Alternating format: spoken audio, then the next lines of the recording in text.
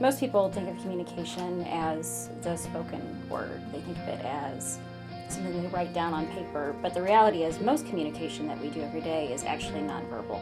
Non-traditional communication could be using different types of body language. It may be a different way of rocking when you're feeling great and when you're sad. And all those things are forms of communication. It just may not be in the form that we're most familiar with every day and that we're kind of conditioned to look for. People without handicaps communicate in many ways, the way they roll their eyes, the way they position themselves. And our son Patrick does the same thing. If he doesn't like something, he looks away.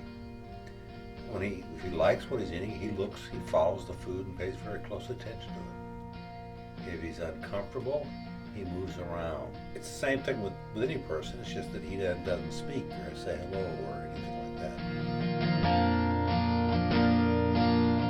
Body language is how most people communicate and don't really think about it. It's not a conscious form of communication.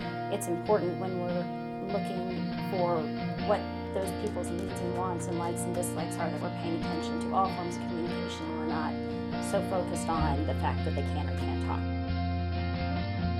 Patrick is a human being just like everybody else. He deserves a nice place to live where he's kept warm, he's fed, he's clean, and he has opportunities to go as far as he possibly can. And I think it's really good for the community as well to see people of all abilities. I think it is important that he has a choice with things in his life, and for instance with food, if he doesn't like it, he won't open his mouth.